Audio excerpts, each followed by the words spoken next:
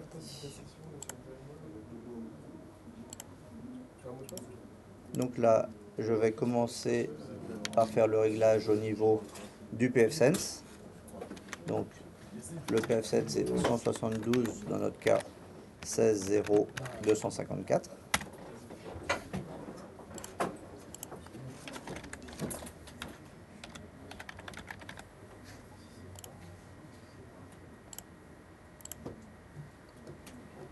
Une fois que je suis connecté, je revérifie l'adresse côté WAN, comme ça sera fait.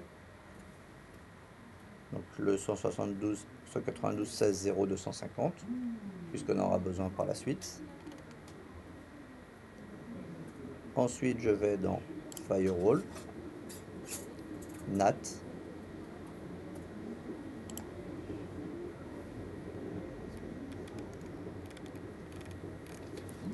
Ici, je vais recréer une autre règle.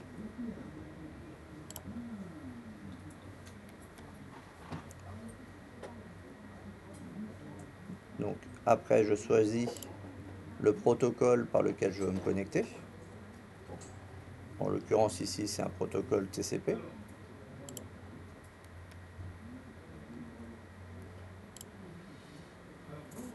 Destination, on peut laisser WAN adresse, que ça va venir de toute façon du WAN.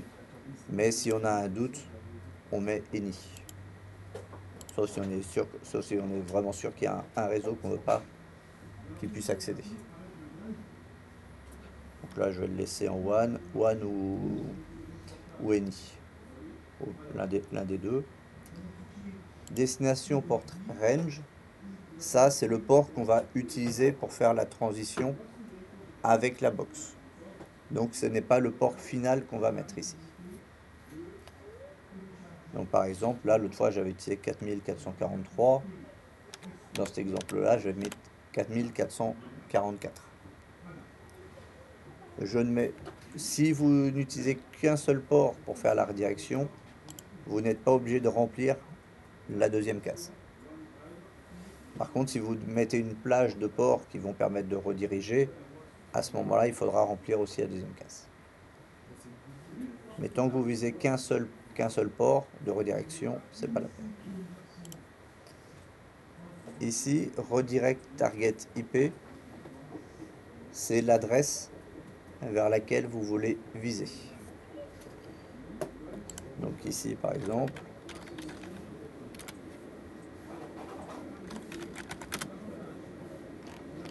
je revérifie mon adresse, je suis à 230. 172.16.1.230. Après, si c'est la machine physique que vous essayez de connecter, vous refaites l'adresse en fonction de ce que vous voulez. Donc 172.16.1.230.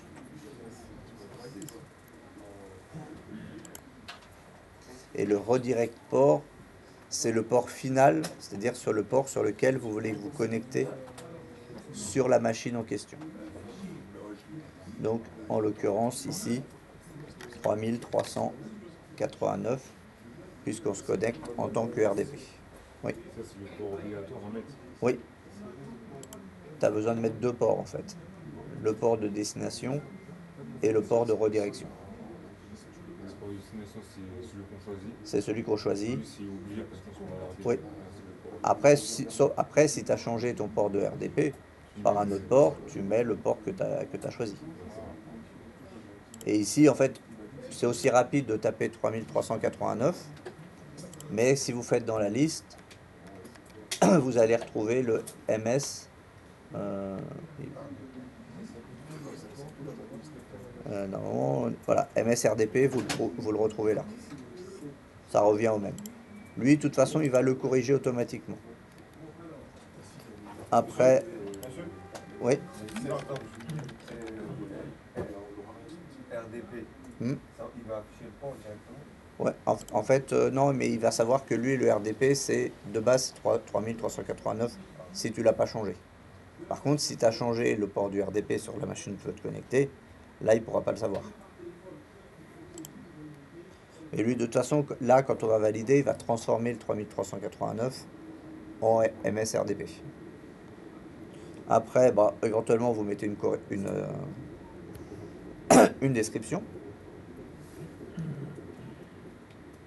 Monsieur, avant de valider Oui. pour activer les ports, parce que moi au début je l'avais pas. D'accord. Là, Pour les appuyé ports, sur il faut mettre un sur le bouton. protocole. Il faut le mettre en TCP. Oui, il fallait mettre un protocole. D'accord. Sinon, effectivement, si tu es sur Any comme par défaut, il n'y a pas de port. Et pour le port 4000, parce que vous nous avez donné 6000. Oui. Entre 6000, enfin les plages entre 6000 et plus. Oui, Ça, ouais. on pouvait- Après, j'aurais pu vous dire de prendre n'importe lequel, mais je préférais vous mettre une. On peut customiser, on peut même prendre Oui. deux. Non, ça c'est par contre c'est ce que j'ai dit. C'est à partir de Les- 2024. à partir de 2024. Les ports en dessous de 2024, tu peux pas normalement les réaffecter. D'accord. Enfin, tu peux, mais après tu t'exposes à des risques de conflit ou autre avec des services, avec d'autres choses. Donc c'est pour ça qu'on dit que tu peux recouvrir. Après, tu aurais pu mettre, même si tu veux, 64 444. Ça marche aussi.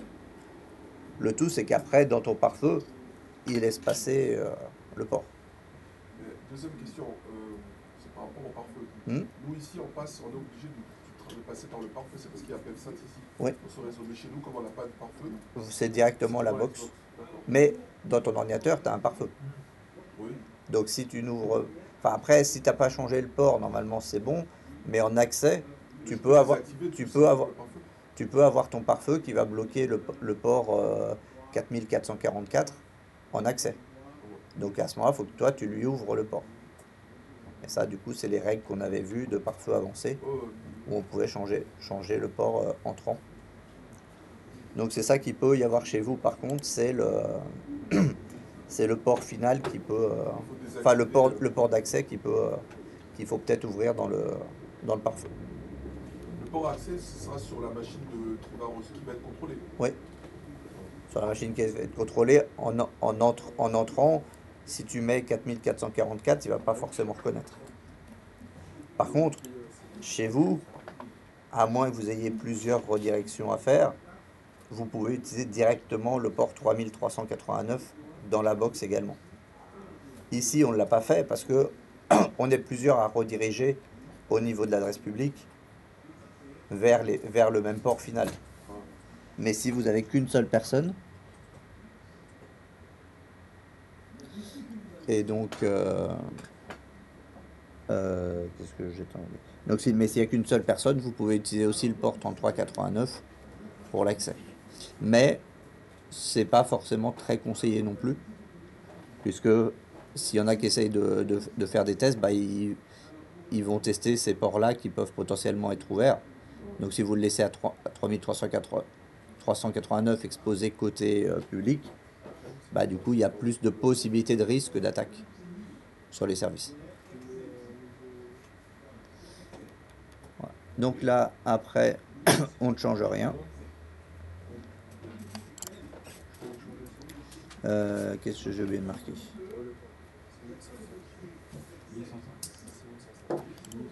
TCP, NI. Ah, j'ai oublié de remettre mon 3389 ici, c'est pour ça. Et ensuite, j'applique le changement. Et donc, on voit bien qu'il a mis le 3389 MSRDP. Ça, c'était la première phase, au niveau du PF7. Est-ce qu'il y a des questions à ce niveau-là ? Monsieur, j'ai une question, Oui. ça n'a rien à voir avec ça. C'est par rapport à la connexion RDP, les trois solutions que vous nous avez données. Est-ce que c'est laquelle qu'on peut utiliser quand l'ordinateur est éteint pour se connecter Aucune. aucune. Si l'ordinateur est éteint, il est éteint. La seule possibilité d'accéder à un ordinateur éteint, en général, c'est sur les serveurs. Un truc que je ne vous ai pas montré encore, que je vais vous montrer, c'est ce qu'on appelle l'IDRAC. Je vous l'avais montré un peu. Oui. Enfin, IDRAC, c'est le nom chez Dell. Chez HP, ça s'appelle ILO. Et en fait, c'est une carte réseau spécifique et qui a un microsystème du coup d'exploitation à l'intérieur et qui, même si l'ordinateur est éteint, tant qu'il est branché à du courant, on va pouvoir se connecter à cette carte. Vous nous avez montré. Oui, je vous l'ai montré, mais assez rapidement. Je reprendrai un peu plus en détail. Monsieur, dans le cas où, par exemple, on est en voyage et on a envie de se connecter à notre ordi qui est chez nous, Hmm. on doit demander à une personne qui Ah. est chez nous d'allumer notre ordinateur.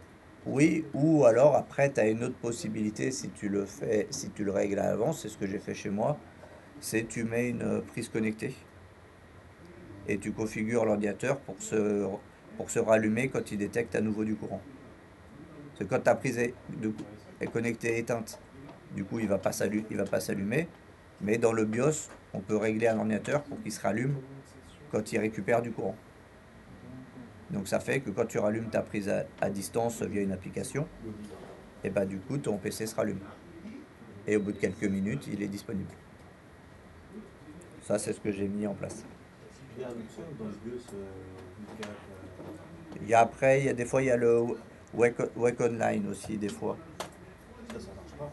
Je l'ai jamais trop testé. Théoriquement, c'est censé marcher, mais il faut faire quelques tests avant pour vérifier. Ça, c'est via le BIOS qu'on Ouais. lui demande De- s'allumer De s'allumer, de se réveiller quand il détecte de la connexion par le LAN. Donc théoriquement, effectivement, la connexion ADP devrait réveiller le PC. Mais j'avoue que j'ai jamais utilisé cette méthode-là, mais c'est à tester. Dans la théorie, effectivement, c'est comme ça que c'est censé marcher. Ton PC est éteint, mais avec le Wake Online, il est censé se rallumer. Mais à tester avant de partir quand même, si vraiment tu en as besoin. Donc soit après, la deuxième possibilité, c'est de le laisser allumer. Mais après, si tu n'en as pas besoin souvent, c'est pas toujours l'idéal non plus. Donc là, moi, j'ai trouvé la prise connectée le plus simple. Dans ce cas-là. Comme ça, tu n'as pas besoin. Après, tu rééteins ton PC, tu rééteins la prise. Et après, bah, tu la rallumes au besoin. Est-ce que je peux me connecter sur ma machine physique quand je suis chez moi? Si théoriquement elles étaient allumées. Tu pourrais, là, avec cette méthode-là, tu pourrais. Il suffit de créer le port, c'est ça? Bah, là, en fait, la règle que tu as fait, c'est normalement te permet, si tu as bien été jusqu'au bout de l'exercice, de te connecter à ta machine théoriquement de l'extérieur. Voilà, ça c'était du coup la première phase au niveau du pfSense. Maintenant, on va aller sur la Freebox ou chez vous sur votre box. Donc ici c'est 192.168.0.254.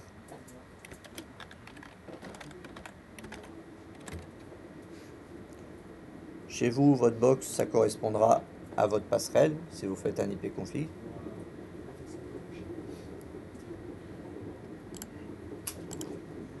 Ici, je vais dans les paramètres de la Freebox.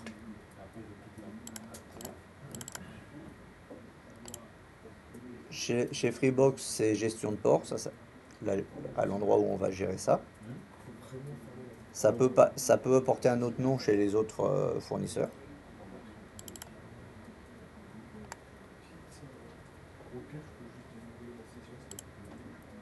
Et ici, je vais ajouter une nouvelle redirection.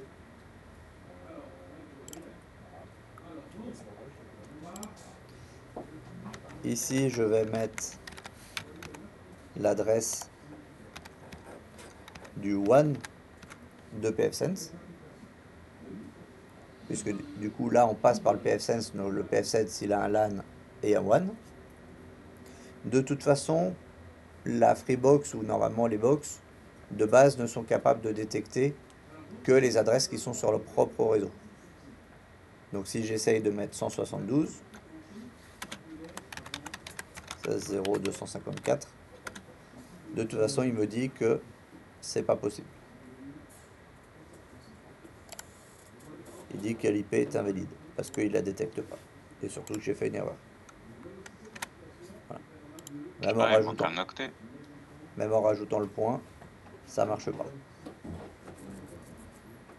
Donc c'est bien l'adresse WAN du pfSense.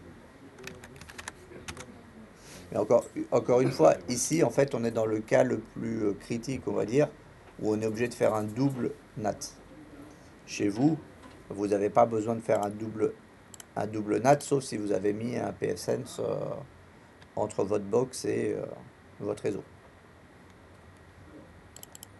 Ici, du coup, je mets le port que j'ai indiqué dans le pfSense. Oui. Pourquoi le WAN, c'est pour l'adresse du pfSense, le WAN, c'est pour aller au-delà, c'est pour aller sur Internet, pour aller au-delà de...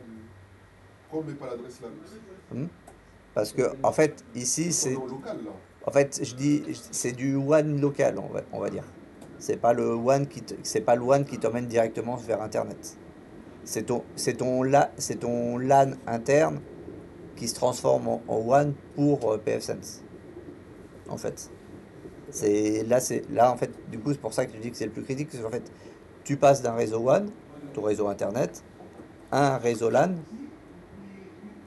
et ensuite, au niveau du pfSense, tu vas rediriger vers encore un deuxième LAN. On parle d'Internet, oui, Ouais. forcément, oui. Donc il y a un réseau local à l'intérieur.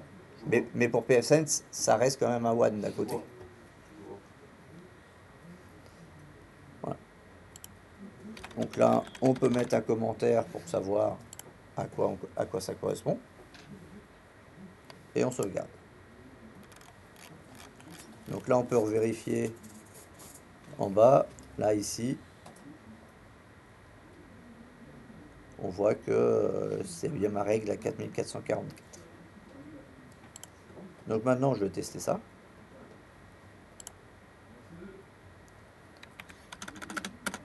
Donc ici, je vais mettre l'adresse publique qu'on aura été récupérée au préalable. Et je vais mettre 4444. Le port que j'ai donné dans le pfSense. Et voilà. Et si on arrive à cet endroit-là, ça veut dire qu'on est bon. Contre.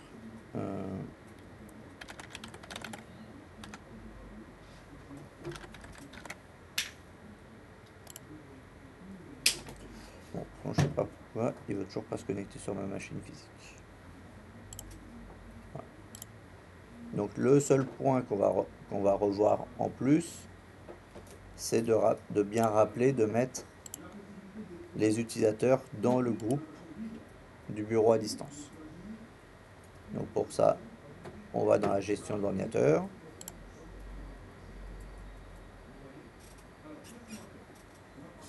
On va dans les utilisateurs, dans les groupes. Et ici, utilisateur du bureau à distance. Donc c'est là qu'il faut mettre les utilisateurs que vous avez créés sur votre ordinateur.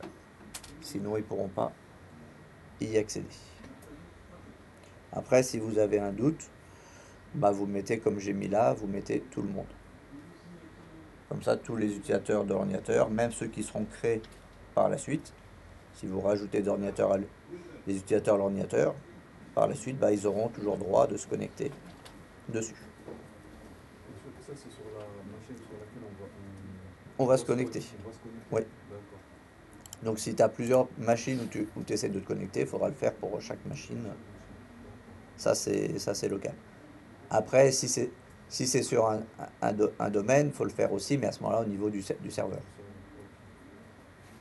Puisque c'est au niveau du groupe, si tu es sur un AD, il y aura le groupe pareil d'utilisateurs du bureau à distance. Mais sauf que là, ça sera géré au niveau de l'AD.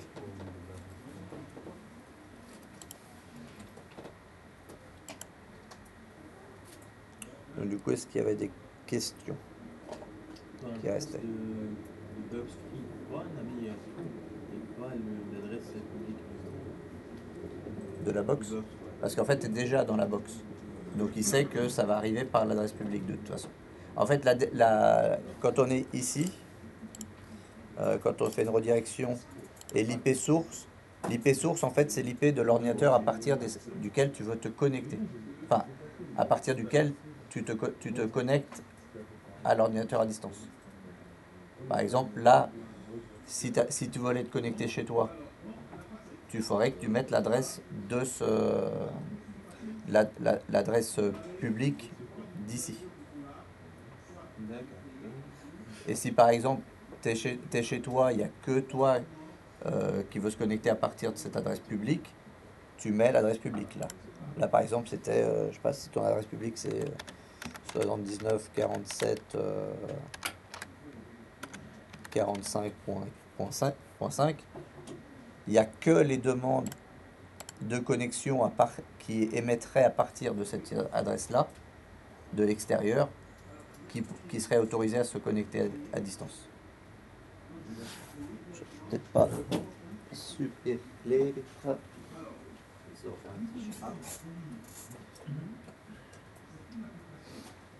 Donc là, vous êtes sur Internet. Ici, donc, on a notre box avec notre adresse qui est en 83 159 231. Voilà. Et après, donc là, vous avez votre PC RDP. Donc là, effectivement, pour l'instant, on a mis toutes. Ça veut dire que toutes les adresses, tous les PC qui connaissent l'adresse et tout, qui sont reliés à Internet, peuvent se connecter. S'ils connaissent le mot de passe, le port et tout, bien sûr. Mais maintenant, admettons que là, ici, on est chez soi. Donc chez soi, on a une adresse publique 75 15 35 12. Maintenant, admettons qu'on veut se connecter, on est à chaque fois, c'est derrière cette adresse-là qu'on veut se connecter. Donc du coup, ici, au niveau de l'IP source, on va mettre celle-ci.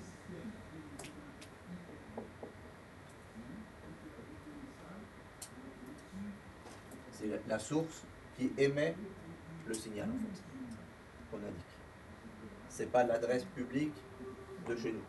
Parce que là, il sait que c'est là, puisqu'on est déjà dans cette box-là, au niveau du réglage. Donc là, c'est vraiment si on est sûr qu'on n'a que certaines adresses particulières à partir de laquelle on va se connecter. On fait ça. Mais si du coup, après, vous n'êtes pas sûr, le mieux, c'est de mettre tout. Après, rien. Une fois, si vous êtes sûr que vous allez vous connecter toujours du même réseau initial qui passe par la même box et la même adresse publique extérieure pour rejoindre l'adresse publique de destination, à ce moment-là, vous pouvez rajouter l'IP source. Ça dépend comment vous gérez l'accès. Mais si vous mettez par exemple l'IP source là, et que vous essayez de vous connecter par exemple d'ici ou de votre téléphone, eh ben, vous ne pourrez pas y accéder, puisque lui détectera que l'IP source n'est pas la même. C'est un peu plus clair ou pas C'est clair. C'est juste parce que lorsqu'on met tout, c'est comme une boucle locale. Et lorsqu'on met tout, il est accessible partout. Voilà. Il est accessible par toutes les machines, par tous les ordinateurs qui sont connectés à Internet, qui connaissent l'adresse publique où tu veux aller et qui connaissent le port par lequel tu veux passer. Oui, il faut qu'il connaisse tout. Oui. Après, c'est pour ça que souvent les box, on a tendance à faire en sorte qu'elles ne répondent pas à Internet, qu'elles ne répondent pas au ping. Parce que comme ça peut limiter des tentatives d'attaque en plus. Mais voilà. Mais je veux dire, après, si on veut protéger effectivement l'ordinateur qui est derrière, on peut mettre une IP source. Mais dans ces cas-là, il faut être sûr de toujours se connecter à partir de la même IP source. Et que votre IP source aussi ne change pas. Parce que si votre fournisseur d'accès vous change l'adresse, et bah du coup, comme la IP source ne sera plus la bonne, bah vous ne pourrez plus vous connecter. Oui. L'adresse publique est fixe? Non, pas forcément. Donc là, ici, chez Free, en général, ça l'est. Mais chez les autres fournisseurs, ça ne l'est pas forcément. Donc c'est pour ça que je vous dis qu'après, votre IP source, si jamais elle change, et ben, vous pouvez avoir un problème d'accès, le temps de rechanger l'IP source dans l'initial.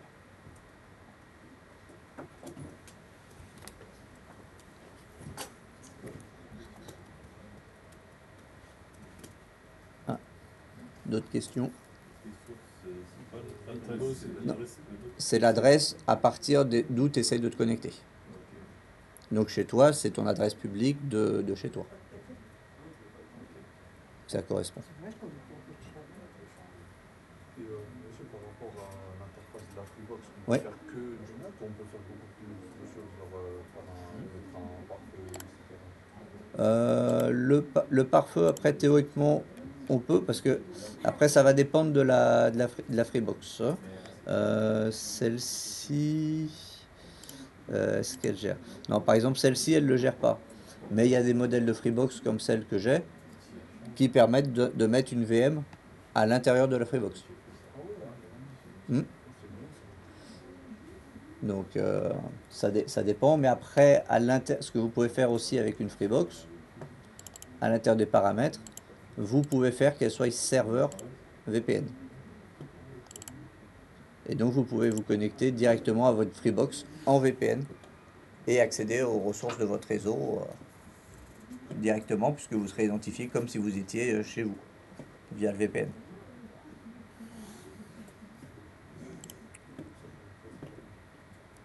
Donc là, j'ai testé un peu l'autre fois justement avec WireGuard, et qui est justement assez rapide à mettre en place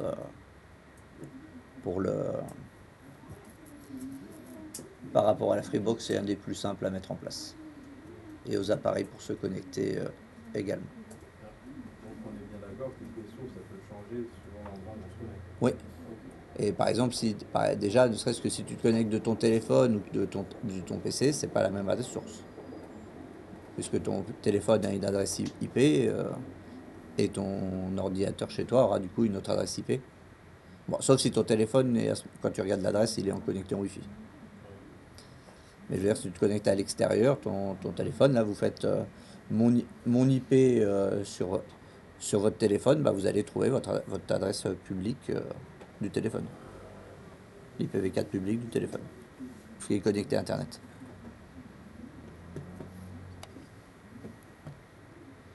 Et donc, oui, là, à partir de la Freebox, du coup, on peut aussi, en fonction des modèles, mettre des VM dessus.